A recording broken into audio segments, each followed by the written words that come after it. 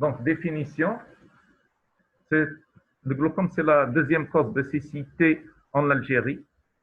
Pour la définition, c'est un ensemble d'affections oculaires, donc de maladies oculaires, pouvant conduire à la cécité par atteinte des fibres optiques, c'est-à-dire par la destruction du nerf optique.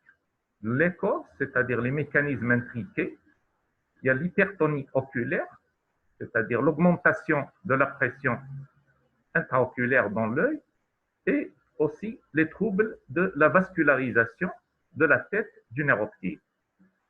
C'est la deuxième cause de cécité en Algérie.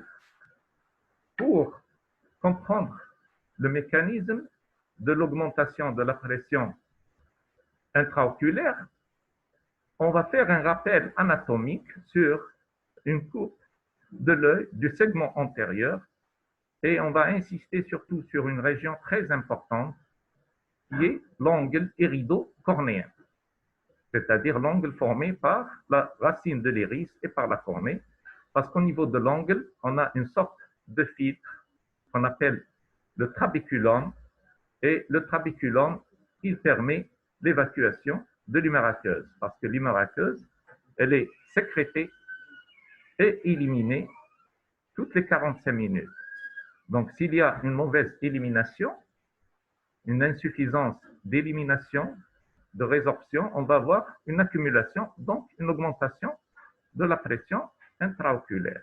Donc, l'élimination, elle se fait au niveau du trabéculum, qui joue le rôle d'un filtre. Et au niveau de l'angle, donc, où il y a le trabéculum, on a 4 structures qui sont visibles. On a l'anneau de Schwalbe, le trabéculum, la bande ciliaire et la racine de l'iris. Lorsqu'on examine un angle iridocornéen, lorsqu'on fait une gonioscopie, on doit voir les 4 structures, c'est-à-dire que l'angle, il est ouvert, stade 4. S'il y a une structure qu'on ne voit pas, par exemple, si on ne voit pas la racine de l'iris, on dit que c'est un angle stade 3. Si on ne voit pas de structure, c'est un angle stade 2. Donc, mais il faut que l'angle soit ouvert, stade 4, c'est-à-dire on voit les 4 structures à la gonioscopie. Donc là, c'est pour vous montrer où l'élimination de l'humeur aqueuse, l'endroit où elle se fait, c'est au niveau du trabéculum. Donc la sécrétion de l'humeur aqueuse, elle se fait au niveau du corps ciliaire, dans la chambre postérieure, et elle passe vers la chambre antérieure à travers la pupille. La pupille, c'est le diaphragme qui règle la lumière qui pénètre dans l'œil, donc ce qu'on appelle le réflexe photomoteur. Soit lorsqu'il y a une obscurité, elle se dilate, c'est pour permettre plus de lumière au niveau de l'œil. Lorsqu'il y a un éclaircissement, donc la lumière, elle se rétrécit et c'est le myosite. Donc elle passe par la chambre antérieure à travers la pupille. Le drainage, il se fait au niveau de l'angle iridocornéen par le trabéculum qui joue donc le sorte d'un filtre vers le canal de Schlemm, parce qu'au niveau du trabéculum, l'humeur aqueuse, elle va passer au niveau du canal de Schlemm, une sorte de canal, puis elle va gagner la circulation veineuse. Il y a une deuxième voie de drainage, mais elle est accessoire, elle est secondaire.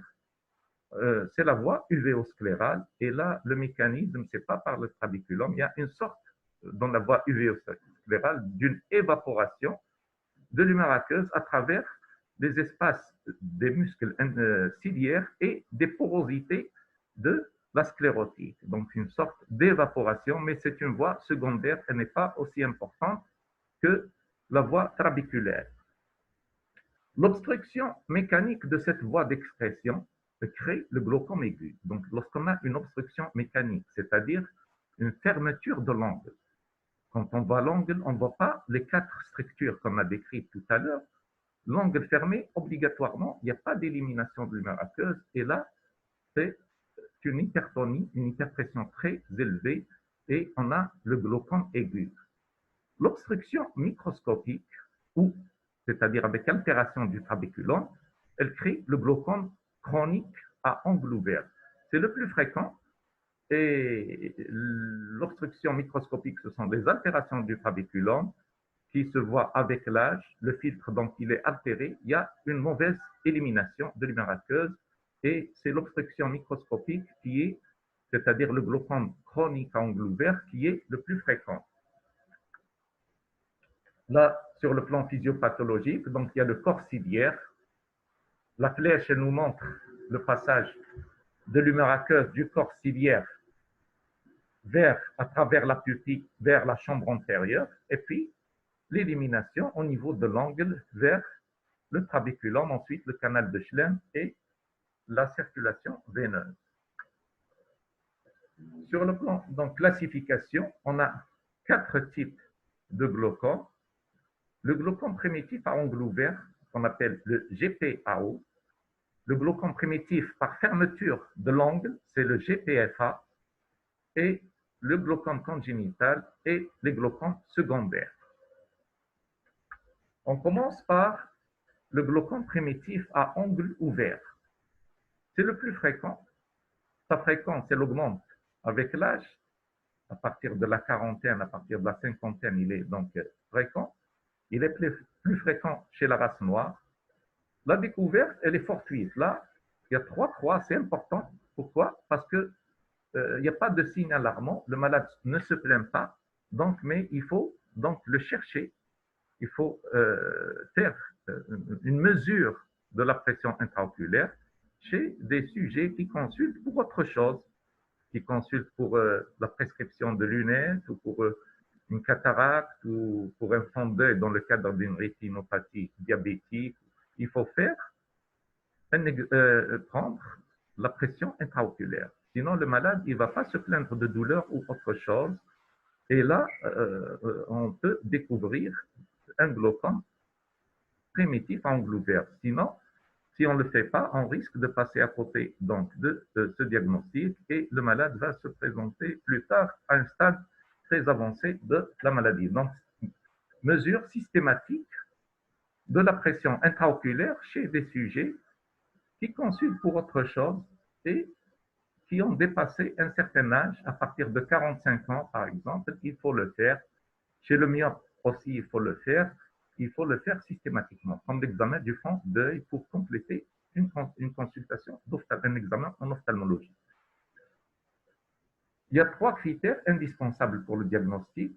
L'HPO, c'est-à-dire l'hypertonie oculaire, on appelle aussi l'HPO, c'est-à-dire l'augmentation de la pression intraoculaire, c'est-à-dire lorsqu'on la mesure, on va la trouver élevée. Les altérations du champ visuel, c'est un examen très important parce que les premières lésions vont apparaître au niveau du champ visuel. Il permet donc une découverte donc, précoce et récente. L'excavation de la papille, c'est quoi? C'est les conséquences, là, l'excavation, c'est la conséquence de l'hypertonie oculaire, c'est-à-dire qu'il y a la destruction, un creux au niveau de la papille, dû à la perte des fibres optiques, donc on va avoir une excavation. Et le 4e critère qu'on peut ajouter, c'est l'angle qui est ouvert. Donc pour que le glaucome primitif soit à angle ouvert, il faut bien sûr que l'angle soit ouvert, c'est-à-dire qu'on doit, lorsqu'on fait la gonioscopie, on voit les 4 éléments que j'ai décrits tout à l'heure, c'est-à-dire la racine d'iris, les pans sclérales, le trabéculum et l'anneau de cheval. Donc, l'HTO, l'altération du champ visuel, l'excavation papillaire et l'angle qui doit être ouvert. Pour les critères donc concernant les chiffres tensionnels, quels sont les chiffres normaux? On peut aller théoriquement de 16 plus ou moins 6. Là, il y a une rectification à faire, ce n'est pas 2,5, donc, mais 6 mm de mercure. 16 plus ou moins 6. C'est-à-dire qu'on peut avoir une pression qui peut aller de 10 jusqu'à 22 mm de mercure. 16 plus ou moins 6, pas 2,5. En cas de GPAO, c'est-à-dire de glaucome primitif à angle ouvert, elle n'est pas très élevée, généralement supérieure à 21 et l'évolution, elle est lente. Pour les chiffres tensionnels, ce n'est pas le seul critère diagnostique, parce que nous allons voir dans les formes cliniques qu'on a une forme de glaucome qu'on appelle le GPN, c'est-à-dire le glaucome à pression normale. À pression normale, c'est-à-dire on mesure la pression oculaire, elle est de 12 ou 14. Lorsqu'on fait le fond d'œil, on trouve une excavation de la papille. Donc, il faut qu'il y ait un autre élément donc, de diagnostic, c'est les altérations ou le terrain vasculaire.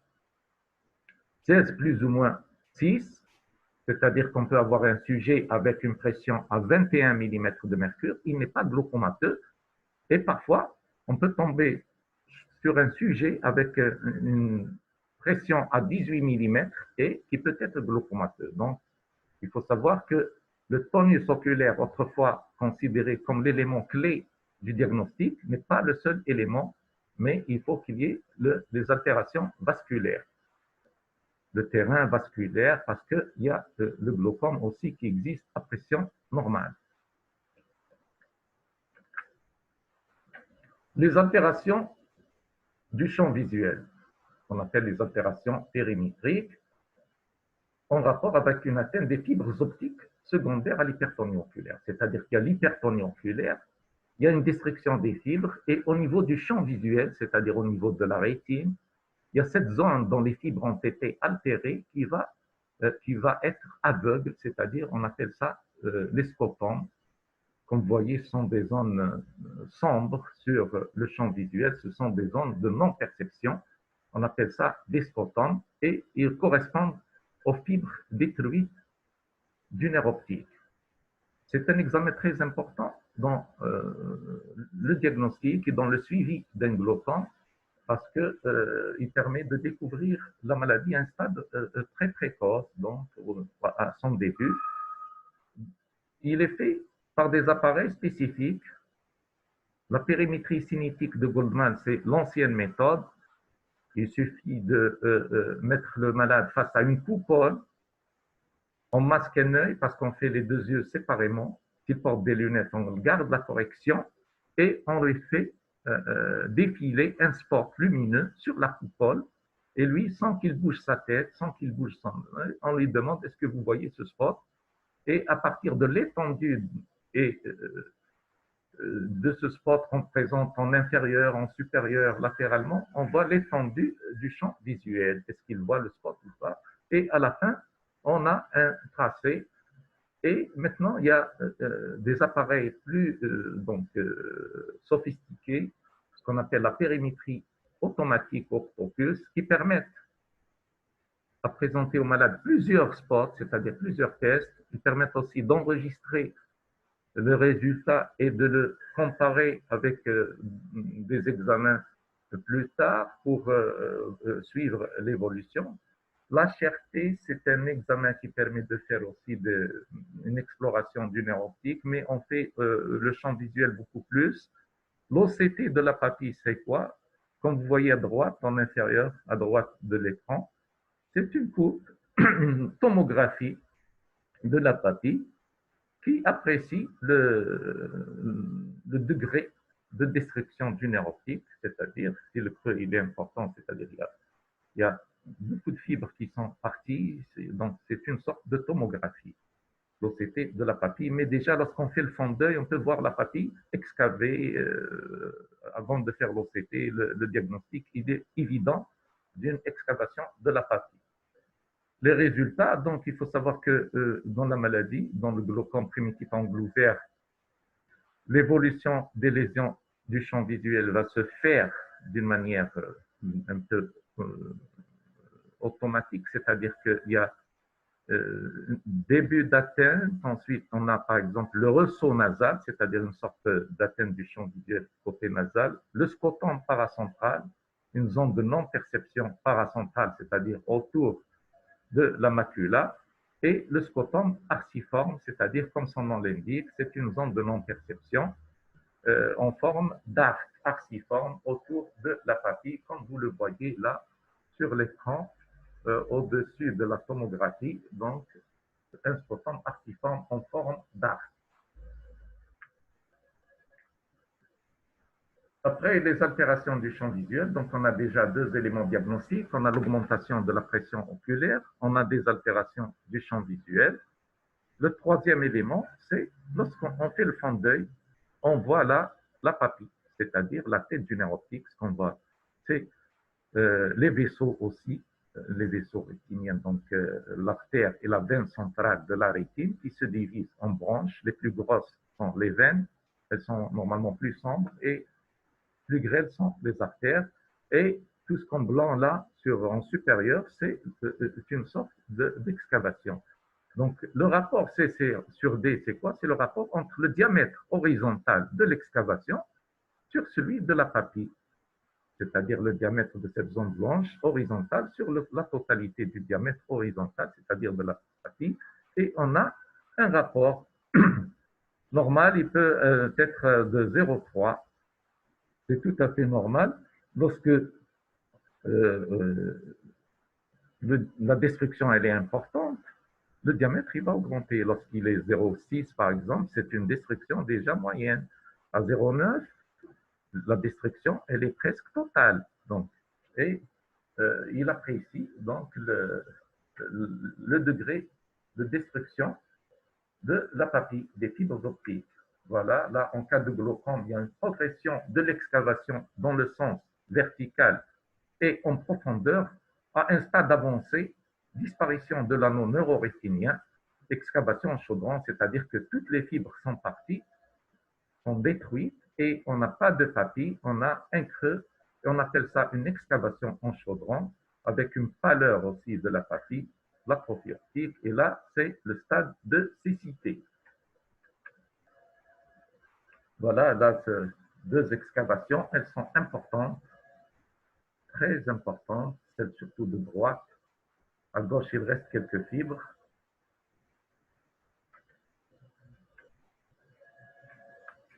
Voilà, l'excavation, elle est moyenne, elle n'est pas trop importante parce qu'elle est à peu près de 0,5 diamètre horizontal, mais ce qu'on voit là, c'est au niveau de la papille, il y a une hémorragie en temporale inférieure. Donc, c'est l'apparition d'une hémorragie, c'est un signe d'aggravation d'un glaucome. Donc, il faut traiter, donc renforcer le traitement, faire un traitement chirurgical. Que vous voyez foncer les vaisseaux, les gros vaisseaux plus foncés, ce sont les veines, et les vaisseaux satellites plus clairs sont les artères. Donc là, c'est pour vous montrer une hémorragie papillaire qui est un signe d'aggravation dans le glaucome. Donc nous avons vu les signes du glaucome primitif angle ouvert, l'augmentation de la pression oculaire, les altérations du champ visuel, l'excavation de la papille et bien sûr l'angle ouvert, parce que glaucome primitif a angle ouvert, donc l'angle ouvert, pas de cas. On va parler de quelques formes, on ne va pas les décrire, il y a beaucoup de, enfin, on va parler de toutes les formes cliniques, mais on va parler de quelques formes les plus fréquentes, les plus importantes du glaucome, du GPAO, forme clinique du GPAO. On a le glaucome pigmentaire, comme son nom l'indique, il y a de la pigmentation, donc il y a les signes de glaucome, plus il y a une dispersion de pigments. Pigments de quelle couleur? C'est de la couleur de l'iris. Au niveau, on va trouver les pigments au niveau de l'angle iridocornéen, ils vont se déposer au niveau de l'angle, donc ils vont bloquer un peu le trabiculum. Sur la face postérieure de la cornée, c'est-à-dire normalement la cornée elle est transparente, et sur sa face postérieure, on va trouver des pigments et ça forme une sorte de faisceau qu'on appelle le faisceau de Frickenberg, et aussi des pigments sur la face antérieure du cristallin. Donc, c'est les signes de glaucome avec l'excavation, l'hypertonie, mais en plus, il y a de la pigmentation un peu partout. Donc, on appelle ça un glaucome pigmentaire. Le terrain, on le trouve surtout, le glaucome pigmentaire, chez le myope. Chez le myope. Et c'est un glaucome qui est rebelle au traitement médical. On passe souvent au traitement chirurgical. Deuxième type de glaucome, c'est le glaucome à pression normale, qu'on appelle le GPN. Et là, il a remis en quelque sorte autrefois la définition que le glaucome était seulement une augmentation de la pression, parce qu'on a trouvé donc un glaucome avec une pression oculaire qui était normale à 14 à 12 mm de mercure.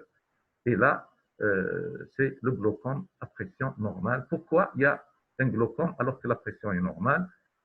Donc, on a l'excavation, les altérations du champ visuel, alors que le tonus, il est normal, parce qu'il y a un terrain vasculaire. Il y a une fragilité vasculaire, parce qu'il y a une petite vascularisation des petits vaisseaux qui irriguent la papille. Et chez des sujets qui ont problème vasculaire, telles que les cardiopathies, l'insuffisance coronarienne, l'hypotension artérielle et tout ça. Donc, le nerf optique, il va souffrir l'apathie à des pressions qui sont plus basses. Donc, pourquoi? Parce que la vascularisation, elle est insuffisante. Et donc, on a un glaucome à pression normale. Et là, même dans ce type de glaucome, il faut faire baisser encore la pression. C'est-à-dire, il faut traiter par les hypotonisants. Même s'il a une pression à 14, il faut la faire descendre à 10. Parlant de pression intraoculaire, euh, il faut savoir qu'elle se mesure en millimètres de mercure. Elle est chiffrée en millimètres de mercure. On place le patient, donc je vais parler de, parce qu'il y a deux types de méthodes de mesure de la pression intraoculaire. Par le tonomètre à planation, là on instille une goutte de fluorescine dans l'œil et on touche avec un cône la cornée, la face antérieure de la cornée, et on a l'apparition de deux arcs de cercle. On va les rapprocher donc par des graduations pour former la lettre S couchée et on lit donc le chiffre. Il y a aussi la tonométrie avec un GDR. Là, on projette par un appareil de l'air sur l'œil et on va avoir les chiffres qui vont apparaître sur l'écran. Ce sont donc les méthodes de mesure de la pression intraoculaire. Je parle aussi, j'ajouterai que l'épaisseur de la cornée, elle est importante dans le glaucome parce que les sujets qui ont des cornées minces, surtout l'épaisseur centrale de la cornée, représentent un facteur de risque. Une pression, plutôt une épaisseur de la cornée centrale inférieure à 580 microns, c'est un facteur de risque, contrairement à une cornée épaisse. Donc l'épaisseur et la mesure, on appelle la mesure de l'épaisseur de la cornée, on appelle ça la pachymétrie. La pachymétrie avec CH, c'est la mesure de l'épaisseur cornéenne centrale. Donc une cornée mince, donc c'est un facteur de risque. Une cornée épaisse, donc moins de risque. Après le glaucome pigmentaire et le glaucome à pression normale, troisième forme clinique, c'est le glaucome pseudo-exfoliatif. Donc, vous avez là le cristallin et la face antérieure du cristallin avec une capsule ratatinée, donc exfoliée. Et dans le glaucome pigmentaire, il y a le dépôt de pigments et dans le glaucome pseudo-exfoliatif, on va avoir un dépôt de matériel fibrillaire blanchâtre, c'est-à-dire des débris blanchâtres sur la face antérieure du cristallin, au niveau de l'angle, sur le bord de la pupille, et on appelle cette forme de glaucome le glaucome pseudo-exfoliatif. Et donc, lorsqu'on examine un cristallin, on trouve une pseudo-exfoliation. Là, il faut chercher un glaucome, c'est-à-dire il faut s'intéresser à la pression intraoculaire. Donc, c'est très important. Le glaucome pseudo-exfoliatif, c'est un glaucome aussi qui est rebelle au traitement médical. Souvent, on a recours au traitement chirurgical. Donc, après la clinique donc, du glaucome primitif à angle ouvert, on passe au traitement. L'arsenal thérapeutique, il est important. On a beaucoup de moyens, surtout sur le plan médical, plusieurs groupes de produits. Les moyens, premièrement, on a les bêta-bloquants. Les bêta-bloquants en forme de collyre, qu'est-ce qu'ils font? Ils diminuent la sécrétion de l'humeur aqueuse par le corps ciliaire. S'il y a une diminution de la sécrétion, donc on va avoir une diminution de la pression. Autrefois, comme chef de file, il y avait le timolol, maintenant il y a le cartéol, il y en a d'autres, hein, leur nombre il est important.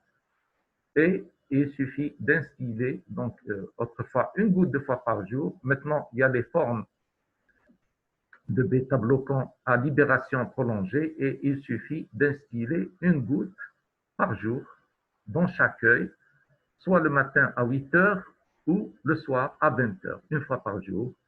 Donc, il y a le cartéol, le timolol, il y a le geltim, il y en a d'autres produits. Donc, deuxième groupe de produits, ce sont les inhibiteurs de l'anhydrase carbonique.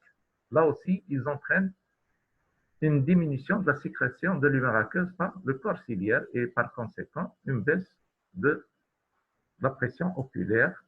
Là, ils existent en collyre, mais on peut les trouver aussi sous forme de comprimés et même sous forme injectable. Euh, Comme collyre, on a le Truzopt, on a l'Azopt. Il faut les instiller une goutte 2 fois par jour, 8 heures du matin, 8 heures du soir.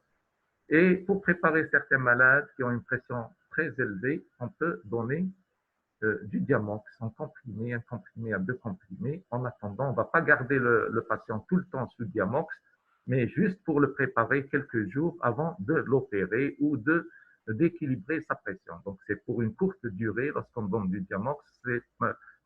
C'est pas pour traiter le glaucome de façon chronique, mais juste pour une dizaine, quinzaine de jours.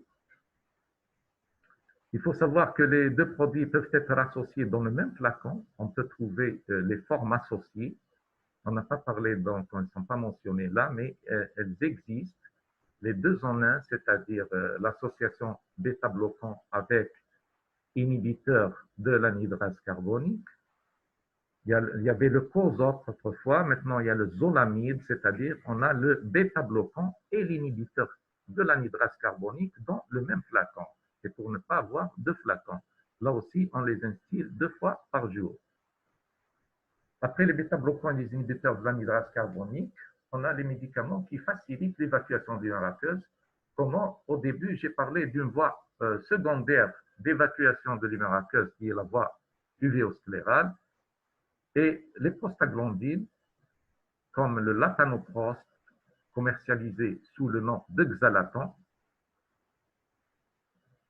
donc, ou le travatan, donc, entraîne donc une baisse de, augmente l'évacuation de l'humeur aqueuse par l'évaporation, donc par l'augmentation de l'espace donc,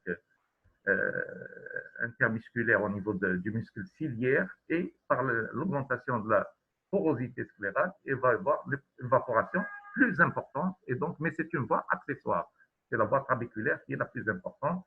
Pour les cholinergiques, donc c'est pas les cholinergiques, on l'utilise pas souvent. Les cholinergiques, c'est la pilocarpine. Ils entraînent myosis, ils facilitent l'évacuation de l'humeur aqueuse, mais ils sont prescrits surtout dans le glaucome primitif par fermeture de l'ongle. Pour les indications, avant de passer à la chirurgie, généralement, on commence par un seul produit, c'est-à-dire bêta-bloquant. Si la pression elle reste élevée, on passe donc à l'association bêta-bloquant plus inhibiteur de l'anhydrase carbonique ou plus prostaglandine. Il faut obtenir au moins une baisse de la pression intraoculaire de 35% par rapport à la pression initiale. Et bien sûr, il faut contrôler le champ visuel s'il n'y a pas d'altération, donc pour équilibrer donc ce glaucome, pour le stabiliser. Sinon, on passe au traitement chirurgical. Le traitement chirurgical, c'est la trabéculectomie, c'est-à-dire on fait donc un volet scléral en une sorte de scalp et on pénètre sous le volet dans la chambre antérieure, on fait une iridectomie et on fait donc une trabéculectomie et on remet le volet scléral, on suture la conjonctive et voilà, on a une sorte de bulle là au niveau du lymphe, c'est le coussinet de filtration et la pression, elle va donc baisser rapidement. Donc, traitement chirurgical pour les glaucomes mal équilibrés ou qui évoluent mal contrôlés. Donc, il faut passer, il ne faut pas hésiter. Donc, il faut un traitement chirurgical. La sclérotomie profonde, c'est une autre technique, mais on ne fait pas. Donc, parce que la chirurgie sont des habitudes. Là, la sclérectomie profonde, on n'ouvre pas la chambre antérieure.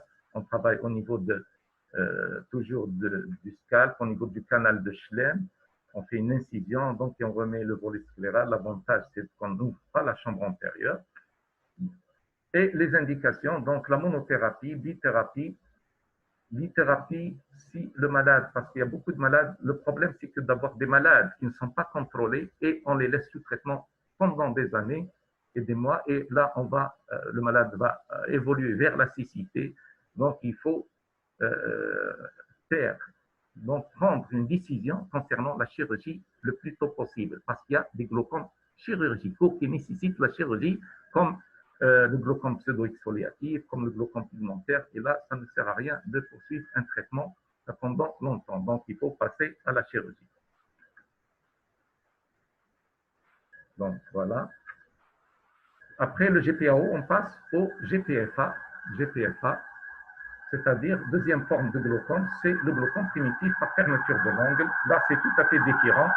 C'est une urgence extrême en ophtalmologie. En absence de prise en charge rapide, c'est la cécité en quelques heures par atrophie optique. On n'a pas une excavation là, mais il y a une décoloration de la papille, une destruction des fibres avec une pâleur papillaire. Il est moins fréquent que le GPAO. Il est moins fréquent. Les prédispositions anatomiques, femmes âgées, l'âge supérieur à 50 ans, hypermétropie, jamais myopie, c'est-à-dire ce sont de petits yeux, petites cornées, chambre antérieure, inférieure à 2,5 mm de profondeur. Et lorsqu'on fait la gonioscopie, l'angle iridocornéen, il est étroit. Il est étroit.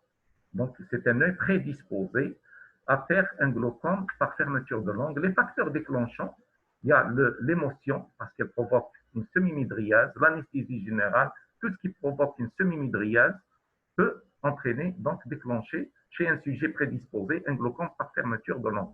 L'obscurité qui provoque aussi une semi-midriase et les dérivés de l'atrophie. Sur un œil prédisposé anatomiquement, le cristallin augmente de volume avec l'âge, il est à l'étroit. Lors d'une semi-midriase, qui est un facteur déclenchant, il y a un blocage pupillaire et une fermeture de l'angle, c'est-à-dire qu'une aqueuse dans le blocage pupillaire, elle ne passe pas de la chambre postérieure vers la chambre antérieure, donc il y a un blocage, l'iris, l'angle il est fermé, l'iris il est bombé, la chambre elle est étroite, et l'augmentation de la pression intraoculaire, elle est importante, les chiffres sont très élevés et les douleurs sont donc atroces, donc voilà, fermeture, donc blocage pupillaire, l'iris adossé au cristallin, donc il n'y a pas de passage, et ça va faire une fermeture de l'angle au milieu, là. Voilà. La clinique, signe fonctionnel, douleur oculaire intense, baisse l'acuité visuelle, nausée, vomissement, parce que la pression est très élevée, rougeur, œdème de la cornée, chambre étroite, voire plate, et la pression oculaire, elle est de 60 à 80 mm de mercure, très élevée. Le globe, il est dur à la palpation, de consistance tireuse, l'angle, il est fermé. Voilà, l'œdème de la cornée, elle est terne, elle a perdu son transparence. La pupille, elle est en semi-midriase, en inférieur de l'écran. La crise en urgence doit être traitée. Hospitalisation, mannitol 20%, perfusion de 500 cc, parce qu'il faut agir rapidement. Il va entraîner le mannitol une déshydratation du vitré, du corps vitré, donc il va baisser la pression. Et le diamox, pas en comprimé, mais en ampoule injectable, 500 mg. Et la pilocarpine pour passer de la midriase au méosis. Donc, tout cela pour faire céder la crise. Après sédation de la crise, c'est-à-dire les chiffres tensionnels vont redevenir donc normaux. Et là, on fait, à titre préventif, une iridotomie au lasérial au niveau des deux yeux. C'est-à-dire, le but, c'est on fait un trou sur l'iris, c'est ça, à la périphérie de l'iris, au niveau de l'iris à 2 heures ou à 10 heures, c'est-à-dire, quand je parle, ce n'est pas des heures, mais c'est des positions sur l'iris. Si on compare l'œil à une montre, c'est à 2 heures ou 10 heures pour éviter les vaisseaux. On fait un trou pour permettre à l'humeur aqueuse de passer de la chambre postérieure vers la chambre antérieure. À travers ce trou, il n'y aura pas de blocage. Donc, c'est un traitement préventif. C'est pour ça qu'on fait pour les deux yeux. Voilà. Là, le trou sur l'iris, là, qui permet, c'est une iridotomie au laser gag. Donc, le glaucome primitif par fermeture de l'angle, hypermétrope, œil prédisposé, facteur déclenchant, urgence, il faut traiter rapidement et faire l'iridotomie après disparition de la crise, à titre bien sûr préventif. On passe à la troisième forme de glaucome, c'est le glaucome congénital. C'est une affection génétique, elle est due à la persistance après la naissance d'un tissu mésodermique au niveau de l'angle qu'on appelle la membrane de Barton. Elle cache le trabéculum, elle est devant le trabéculum, donc elle empêche l'humeur aqueuse d'atteindre le trabéculum. Le diagnostic donc, clinique, il est facile parce que, comme vous voyez, il y a des yeux qui sont déjà dilatée avec, ce ne sont pas de beaux yeux, comme vous voyez, mais une cornée qui est dilatée, dont le diamètre horizontal a augmenté. On appelle ça la mégalocornée, supérieure lorsqu'on la mesure à 12 mm. Il y a la buphtalmie dans les cas extrêmes, un œil de bœuf. Lorsque tout le globe est dilaté avec une cornée qui perd sa transparence, elle devient blanche à cause de l'œdème, et là, ça donne l'impression d'un œil de bœuf. C'est un stade plus avancé. La chambre antérieure, elle est de profondeur élevée. Le tonus, ce n'est pas très élevé, 25 maximum, parce que chez l'enfant, pourquoi il y a ces aspects-là? Parce que chez le nouveau-né, les tuniques de l'œil sont élastiques et sous l'effet de la pression, ils vont se dilater et on voit comme conséquence la mégalocornée, la buphtalmie, la gonioscopie. Dans le bloc opératoire, bien sûr, on examine le malade parce qu'il ne se laisse pas examiner. On trouve la membrane de Barkan. Là, c'est une buphtalmie. Le traitement chirurgical, il n'y a pas de traitement médical. Dans le glaucome congénital, on ne va pas traiter à vie un enfant par les polyres, mais il faut agir. Le traitement, il est chirurgical. On fait une trabéculectomie. Le risque, c'est beaucoup plus la fibrose cicatricielle, c'est-à-dire le risque de récidive, parce que chez l'enfant, la cicatrice, elle est importante, et lorsqu'on fait la fistule, elle va l'obstruer. Donc, il y a le risque de récidive, et c'est pour cette raison qu'on utilisait autrefois les antimitotiques pour retarder un peu ou diminuer la cicatrisation. D'accord, donc le traitement, il est chirurgical. On appelle œil de bœuf parce que cornée, œdémaciée, blanche,